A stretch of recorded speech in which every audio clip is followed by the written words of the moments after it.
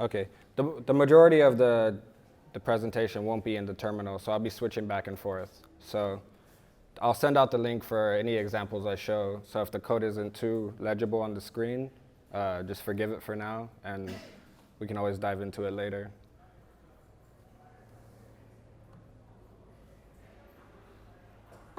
Okay, so the name of this talk is Currying in Python, and I'd like to start off with kind of what I like to call a problem, and then I'll take you into the talk. So up on the screen, I have a quote from Guido van Rossum. He's the man who created Python, and up until last year, he was the overseer of Python.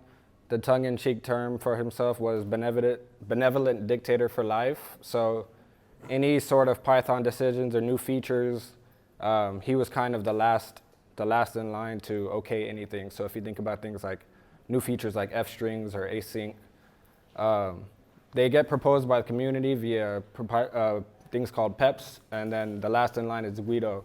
So a quote from him up here, I'll read it for you. He says, "I am radically opposed to this proposal. Every time I see a partial application, I wonder endlessly about what's going on." And later he says, "As long as I'm in charge, the chances of this or anything like this being accepted into Python are zero." Right, so your first question might be, what is he talking about? What's a partial application? Why is he so against it? These are kind of strong words for a language that's constantly evolving and accepting new features. So let's dig into it. And as I mentioned, he said that as long as he's in charge, this thing is never getting into Python. Well, as of last year, he's effectively not in charge anymore. So we should have free reign over the language, one might say. So let's dig into it a bit.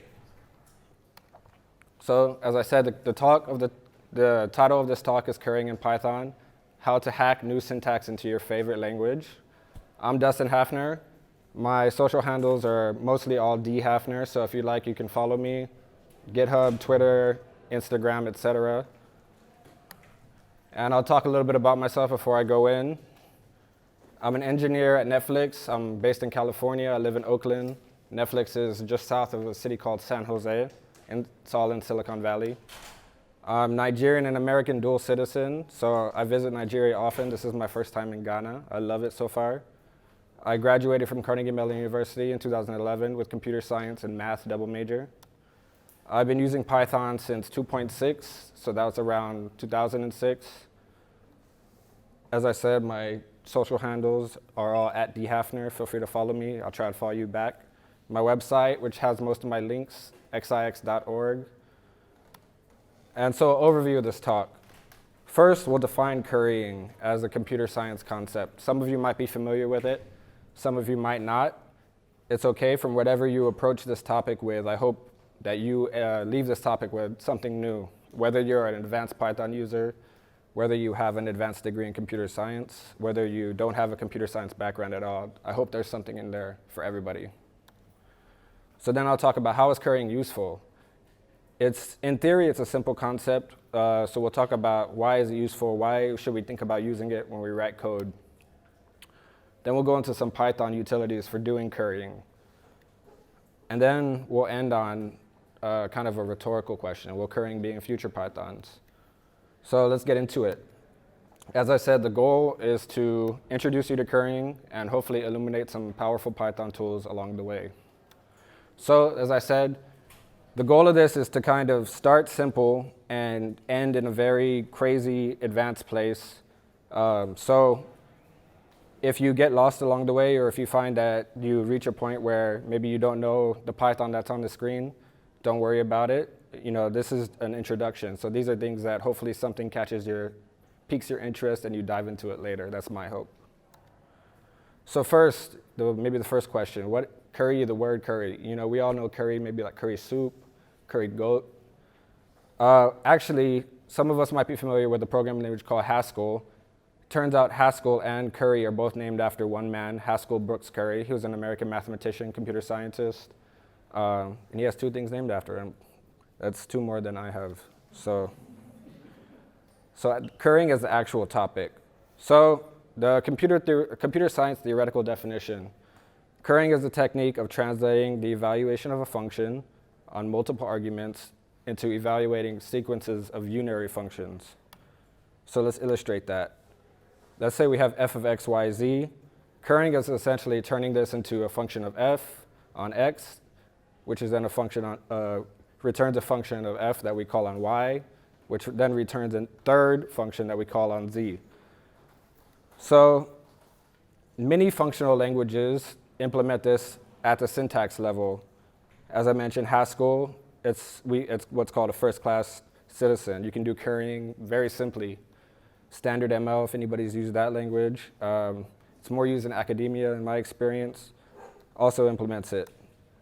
The point of this talk is that Python doesn't, so we're trying to explore ways into introducing it into Python. So let's see a Python example of currying. So at the right, we see a fairly simple function, f of x, y, simply returns the sum of two squares, x and y. And then we see a function below it, h of x, which has an inner function called curried, which when you call h of x, you get back a function that's effectively a function on just y. So it's essentially taking f of x, y, and picking a value for x and fixing that value and calling that new function h. So at the bottom here, I have an illustration of it. If we call h of 30, h of 50, we should assert that that value is the same as calling our original function with both of those arguments at the same time. So that's a kind of a quick primer on just the idea of currying. So that first example, spelled out in math notation for those who prefer that. This is taken straight from Wikipedia, which is honestly a great resource for digging into computer science theory. So if you don't have that background, Wikipedia can contain your attention for ages if you just go in a rabbit hole of computer science topics.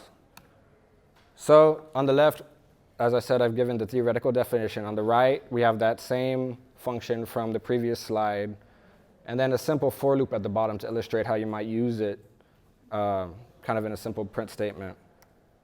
So how is it useful, right? We might have an idea of it now. Okay, a currying takes a function, returns another function. Why do I want to do that? For one, it allows for compact and reusable functions. You don't have to write a specific function for everything you need to do. If you have something that sorts a value by another value, you don't always have to call it with both values. You can use currying to reuse that function elsewhere.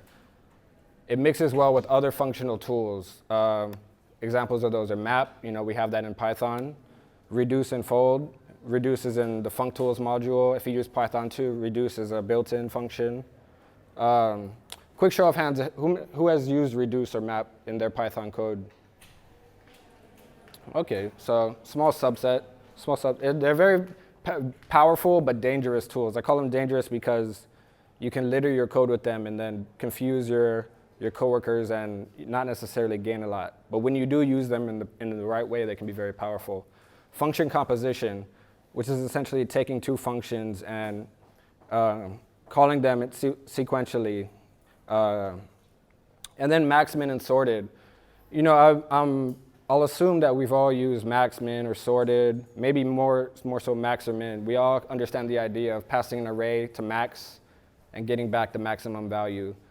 What you could do, what people don't know, if you look at the doc for max, you can also pass a key argument to max, which is not just taking the element, but you might want to take the max in a different sense.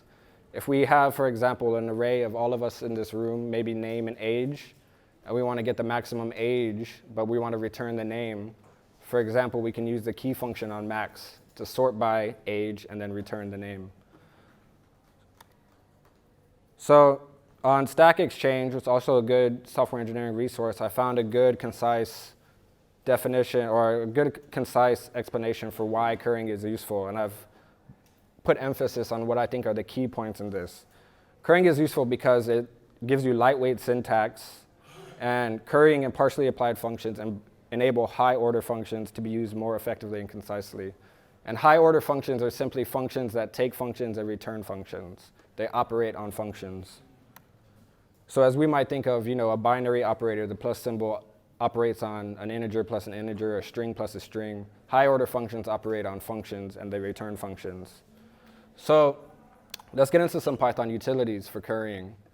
The one that maybe some of us are familiar with is the Lambda. Lambda lets you define anonymous functions, which means functions that you can create without having to give a name. When we use def to create a function, we have to give it a name. We have to give it a sensible name, hopefully a sensible name.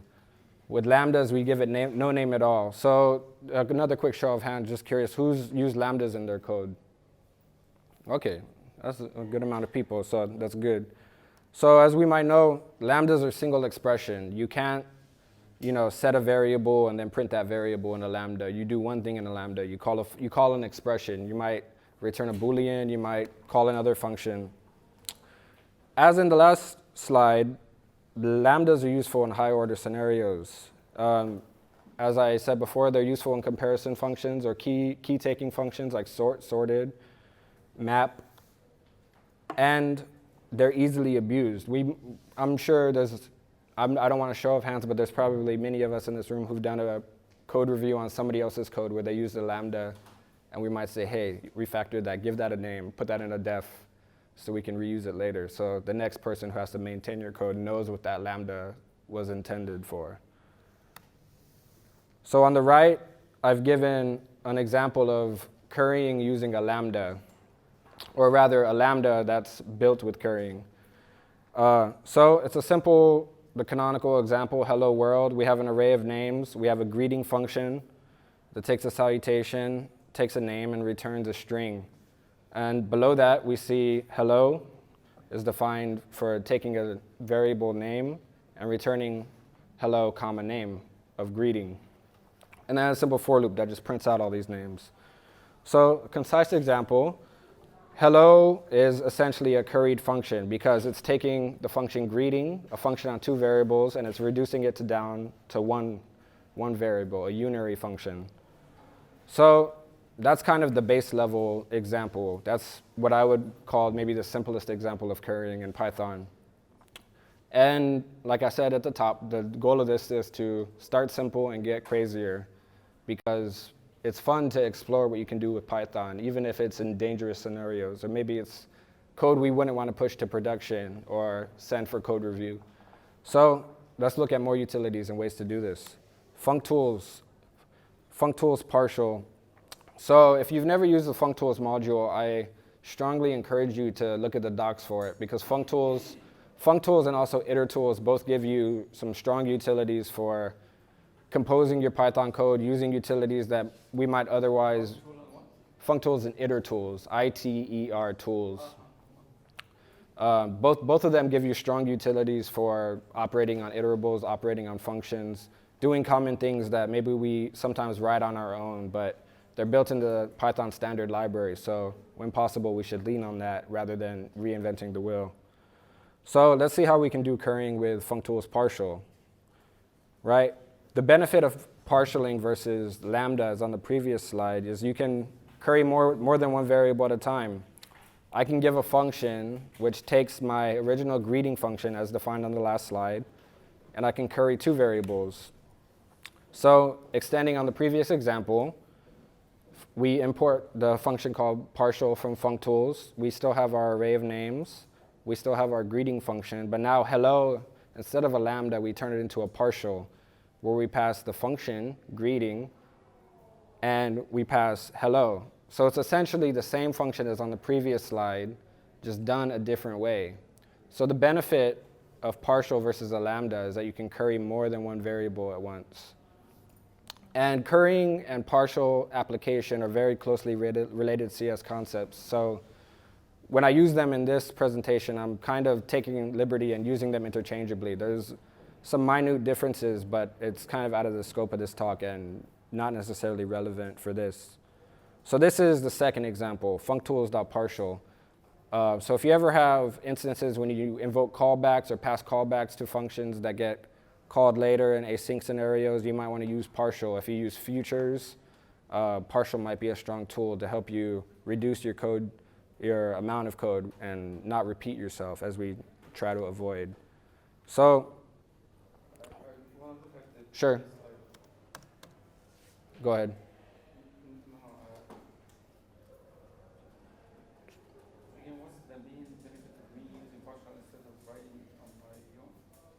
The benefit of using partial versus writing on your own? Yeah, writing the same way you wrote that the previous slides. Well, so, okay, with the lambda, well, with a partial, you could also fill in with keyword arguments. So if I had a function that took a keyword argument, partial can pre-fill that for you.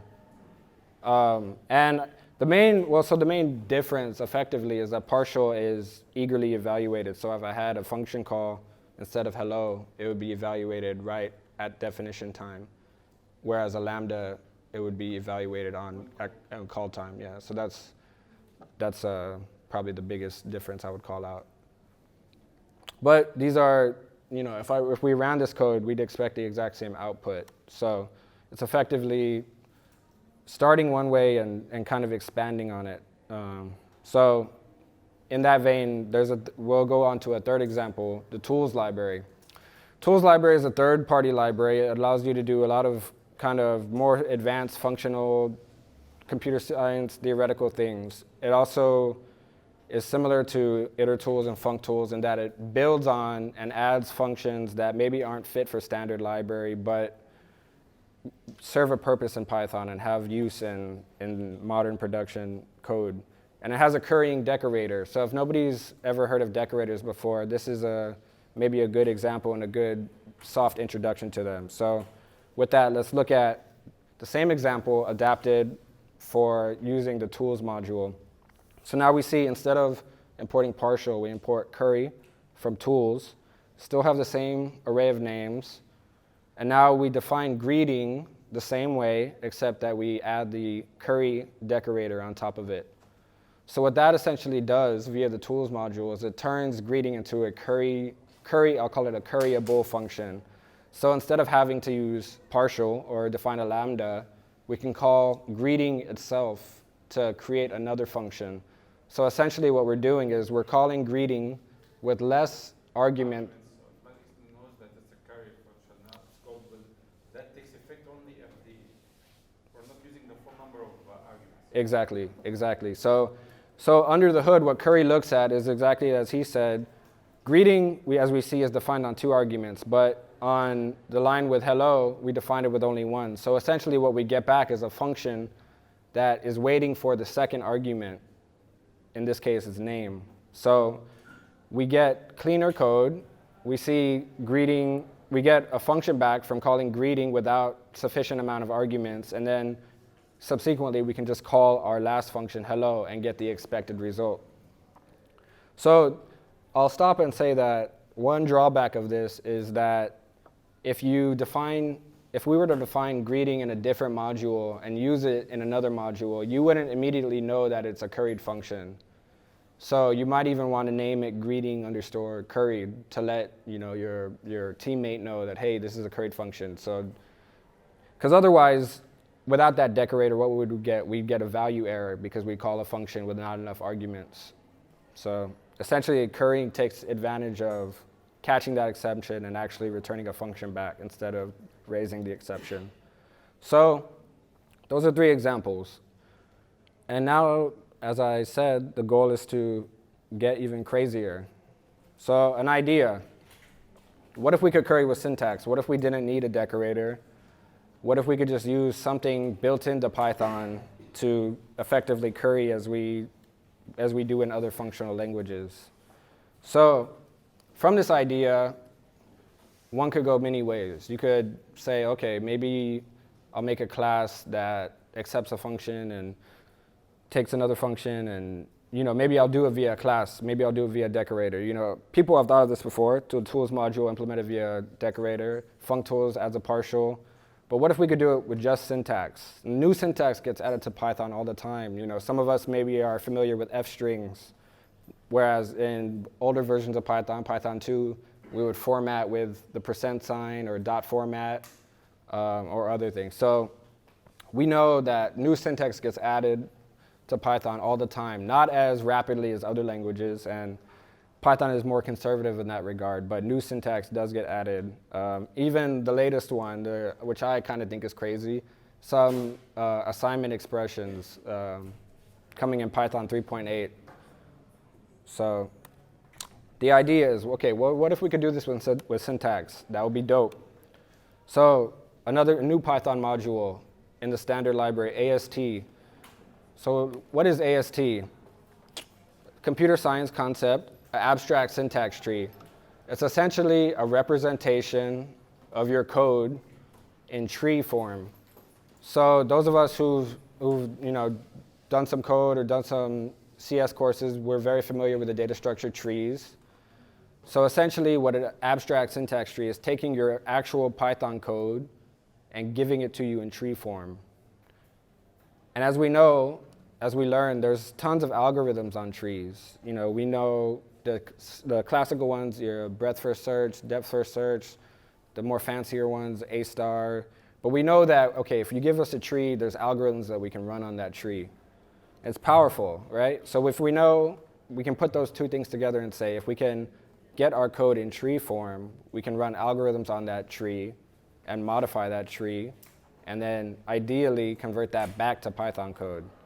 So some example of AST use cases in the wild. A code mod that you might do, this is a math joke, but you could take your code and replace all instances of math.py times 2 with math.tau. You could use, if you use pylint or similar linters, those use ASTs under the hood. Show of hands, who's used a linter, pylinter to keep your code clean?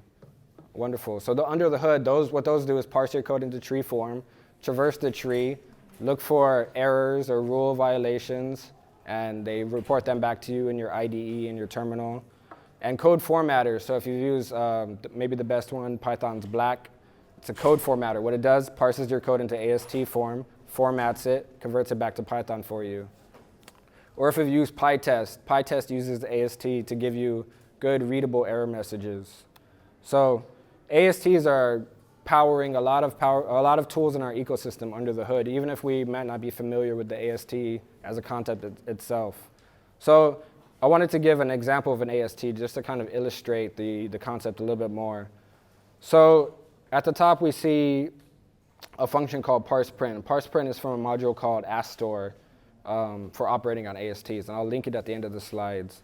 So we see an expression, a string passed in, which is actually Python code, and it's just simply calling the sign function and printing it out, right? So we see that the tree form of that code is a bunch of nodes, a bunch of nested nodes, a tree essentially, and we see that there's certain constructs that we might be able to read and call out. We see a join string, we see a formatted value, that's the F string. We see a string, the str, representing the string. We see a keyword.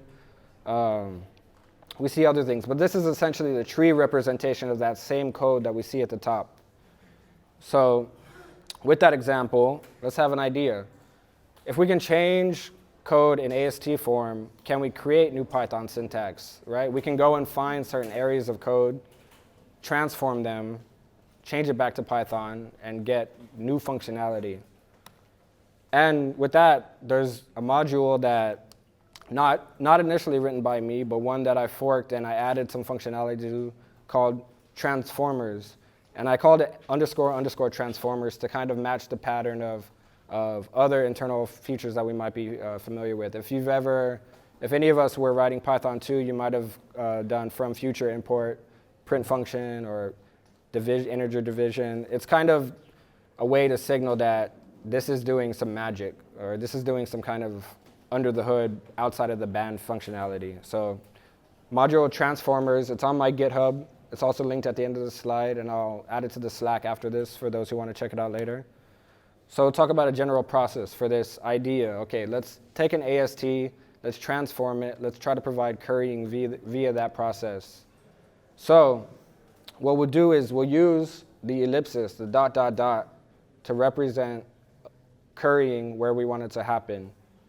And for those who might not be familiar, or maybe you don't use it in your work, ellipsis is actually a Python object. So if you open up your Python interpreter right now, type ... you'll get ellipsis back. Or if you type ellipsis, you'll get ellipsis back. It's like true, it's like none. It's a keyword, it's a reserved keyword. And commonly it's used for array slicing. So those of us who use NumPy might be familiar with it, or any kind of slice operations. So going back to our canonical example that we're working with, we have the greeting function, hello. So instead of using partial, using a decorator, using lambda, we just want to do hello equals greeting, hello, and then we use dot, dot, dot to represent a currying. So when we import a module, we parse it into tree form. We traverse that tree. We look for places where ellipsis happens. We recompile that back to Python, and then we run it. So I'll show you some transformations. So the beginning example now with our using ellipsis instead of lambda or anything else. Afterwards, we see it's transformed into a lambda. So before and after. And then some kind of crazier examples just to show that it's not just in function calls, but we can do it in list comprehensions, we can do it in keyword arguments, we can do it in binary operations. So we see the before and we see the after the transformation.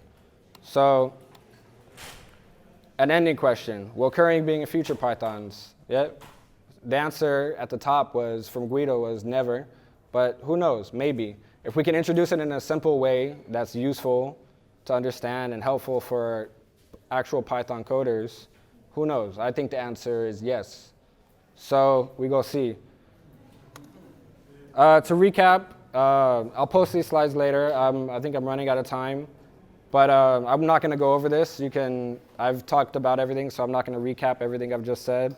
But I'll end with maybe a quick example of the code. So on the left, I have that same last slide with all the currying examples, and then my actual code doing that transformation. So on the left, we see, h equals 1 plus dot, dot, dot. On the right, we see h is actually converted into a function, a lambda on underscore is 1 plus underscore, underscore, underscore. So if you want to see how that happens via import hooks with the AST and kind of how all that craziness happens in one, please check out the code on GitHub. I love feedback. If you want to talk about it more, you'll see me at the conference. If you want to ask me questions about my work at Netflix, obviously you can get my attention. And with that, any questions about currying, I'm happy to answer. Thank you.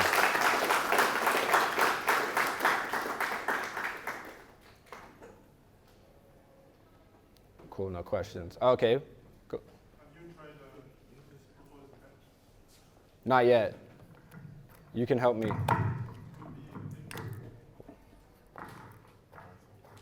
Thank you. Yeah, well, his question is, have I tried to propose this via PEP?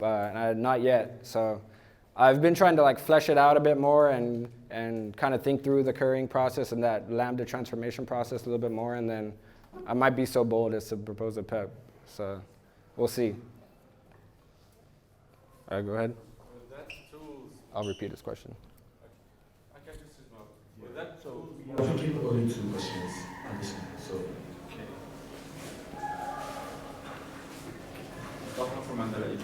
with that tools module, we have everything. We can place the arguments put in order. Again, place arguments ahead on order on the argument list, and give the first flags. Basically, you have all the features of the tools, but you just want a simpler sentence. To provide all the current features we need. Yeah. But just about the sentence. Yeah. I'll answer. Yeah, so with the question as I heard it is, with the currying module, with the tools module and the decorator, you can so with the tools module and the curry operator, you do have all the features you need. One fine difference I'll point out is you with the tools module and currying, you'd have to curry in order. So left to right. So with this operator, you can curry any positional argument you wish. So I would call the dot dot dot in that case. And knowing that you're currying at the call side, I think is very powerful. With the curry decorator, as I said, you might be working with a curried function and you don't even know it until you get some good. But that's a great question. Are we done? Any other question? My man back there? Okay.